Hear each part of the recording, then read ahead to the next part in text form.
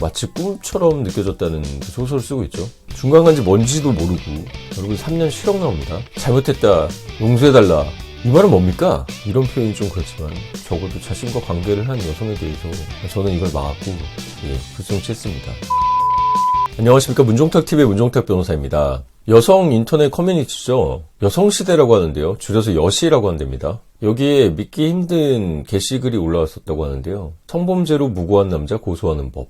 그러니까 풀어서 설명하자면 무죄인 남자인데 성범죄로 고소해서 합의금을 받거나 유죄로 처벌시키는 방법, 무고죄에 대한 교사나 방조의 글입니다. 원본 글은 삭제됐던데 그래도 남아있고 캡처가 돼 있죠. 그래서 저도 그 글을 읽어봤는데요, 여성이 자신의 실제 경험을 올린 것처럼 써있고 무죄인 남자에 대해서 무고죄로 처벌받게 하려고 고소까지 하고 수사관까지 만나서 진술을 다 한 것들이 나오니까 경찰은 이 글쓴이의 IP를 추적하셔서 글쓴이 때문에 무고로 처벌된 사람이 있는지를 찾아보시고 무고로 인지수사해서 일벌백계 해야 된다고 생각합니다. 무고는 아무 죄 없는 사람에 대해서 국가 공권력 최후의 수단인 형벌을 사용해서 처벌시키고 평생 전과자로 만드는 최악의 범죄 중 하나입니다. 제가 국선을 봉사로 10년 가까이 해왔었는데 사선을 하면서 국선을 봉사를 했다는 얘기입니다. 국선 전담은 아니고요. 그 이유도 제가 초등학교 때 억울하게 당한 일이 있어서 그 억울함을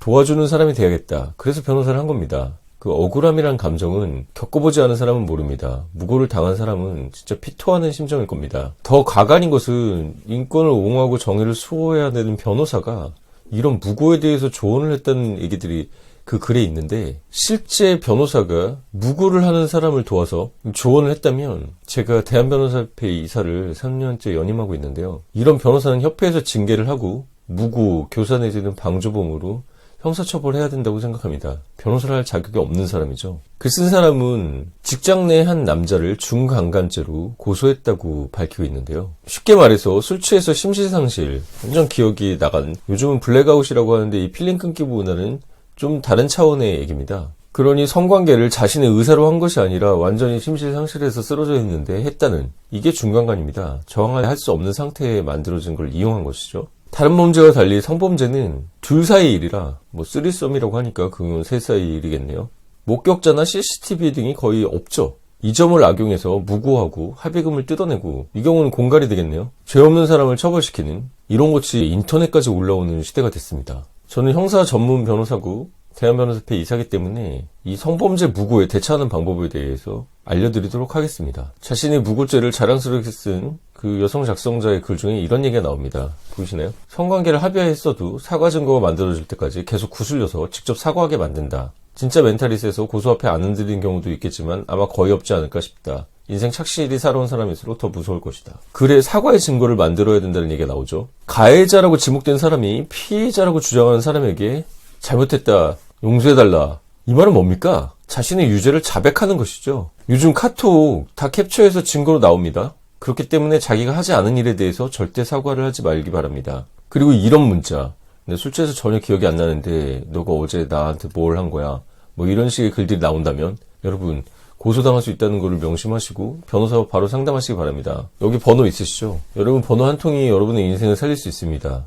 호미로 막을 거 포크레인이 와도 못 막게 하지 마시고 초기 단계에서 어떻게 대응할지 변호사의 가이드를 들으십시오. 그리고 그 대응이 늦어서 고소를 당하셨다면 제가 거듭 말씀드리지만 제가 수소 단계에서 불송치 받은 이런 거 결정문 같은 거 다 보여드리고 다른 영상에도 형사 얘기들이 있을 겁니다. 참고로 보시고요. 이 여시에 올라온 무고하는 방법에 대해서 쓴 여자의 글에 보면 진술의 일관성 유지를 위한 상황 설정과 암기, 무고를 하기 위해서 암기까지 하네요. 고소 전에 성폭력 상담 전화를 하는 등 진료 기록까지 남겨놓기, 여성 수사관으로 교체 요청하기. 저 같은 경우는 여성 수사관님이 불송치를 해주셨는데요, 가해자 측에 먼저 합의 요구하지 말기, 고소가 늦어지면 고소가 늦어진 이유에 대해서 고소할지 말지 고민을 너무 많이 했다는 등 변명 만들어서 얘기하기. 내용이 정말 구체적이죠. 진짜 성범죄를 당한 사람이라면 도움이 되는 글이겠지만 반대로 이 여자처럼 성범죄를 당한 게 아닌데 성범죄를 당했다고 거짓말을 하면 무고죄가 되는 것이죠. 무고죄는 가장 나쁜 죄 중에 하나라고 제가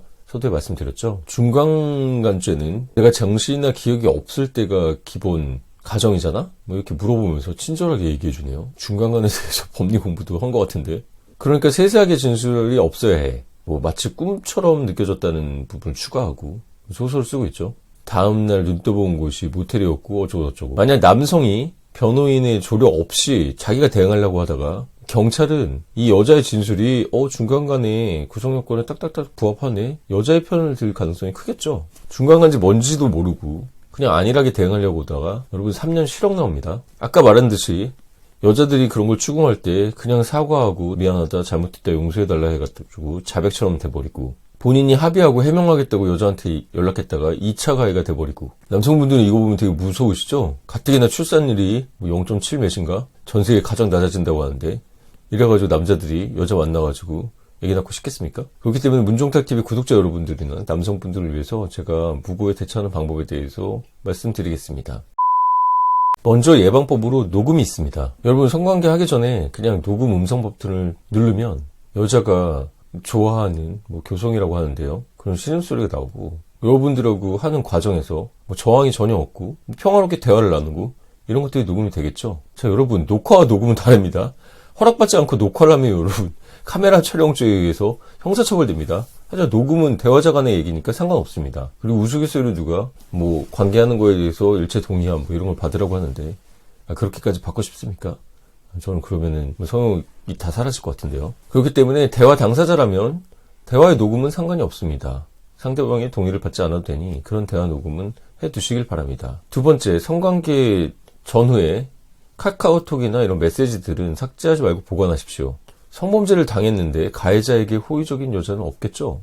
제가 맡았던 사건들 중에서도 성관계 이후에 서로 카톡을 다정하게 보내고 일상을 물어보고 그런 경우들에 이게 성범죄가 성립하냐에 대해서 정황 증거로 여자의 진술을 흔들었던 사건도 있습니다. 성관계 이후 소위 말하는 원나잇 스탠드라고 해서 하고 그냥 가버리는 경우도 있는데, 그 경우 여러분 아예 연락처를 서로 모르면 모를까 연락처를 알고 있고 이런 경우 특정이 되는 거기 때문에, 이런 표현이 좀 그렇지만 적어도 자신과 관계를 한 여성에 대해서 안부 정도는 묻고 헤어지더라도 좋게 헤어지기를 바랍니다.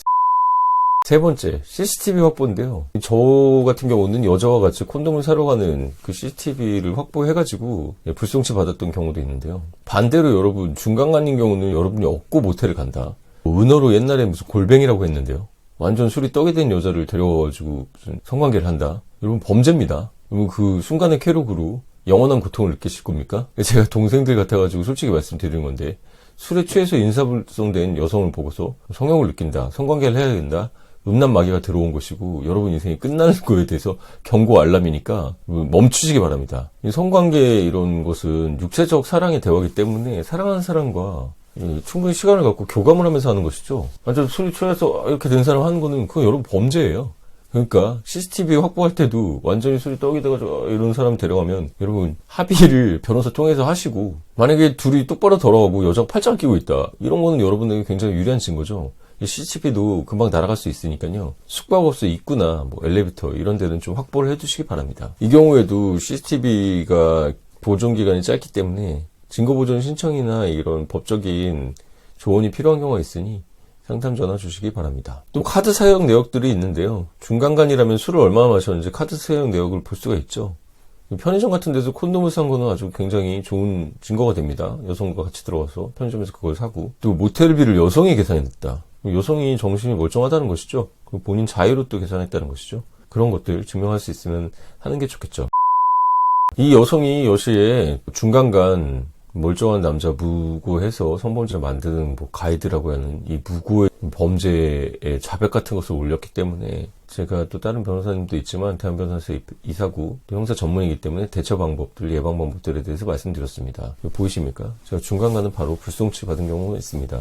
이 여자가 말한 대로 여성 수사관이었고, 또 이 여성은 일관되게 진술했고, 여기 나오는 가이드대로 했지만 저는 이걸 막았고 불송치했습니다. 무고로 고소할 수 있었지만 남성이 무고까지 가가지고 처벌시키기 원하지 않는다고 했기 때문에 멈췄습니다. 옛날에 이준욱 사건 보이십니까? 이준욱 사건, 이게 지금 억울한 표정이죠. 이준욱 씨는 자기가 강간당했다고 한 여성에 대해서 무고로 정의를 실현했습니다. 남초 사이드가 있는지는 모르겠네요. 남초에서는 여성에 대해서 무고하는 방법, 이런 게 또 올라올까요? 그러면 남자 여자는 같이 도우면서 행복하게 살아야 되는 존재들이죠? 근데 지금 너무 남자와 여자가 서로 적으로 보고 서로를 어떻게 죽일까 이러고 있으니 출산율이 개작살이 나는 거 아니겠습니까? 나라가 출산율 저하로 몇백 명이 소멸된다고 하는데 사실 몇 병의 나라가 없어지든 말든 제 알 바는 아닙니다.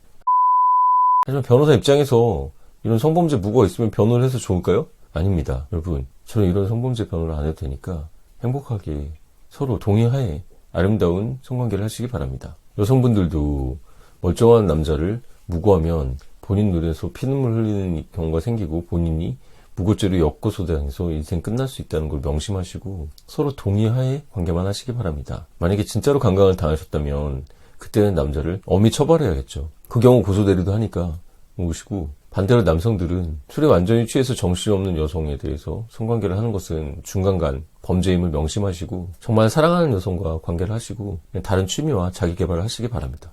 오늘 영상이 도움이 되셨다면 좋아요, 구독 부탁드리고요. 지금까지 문종탁TV의 문종탁 변호사였습니다. 감사합니다.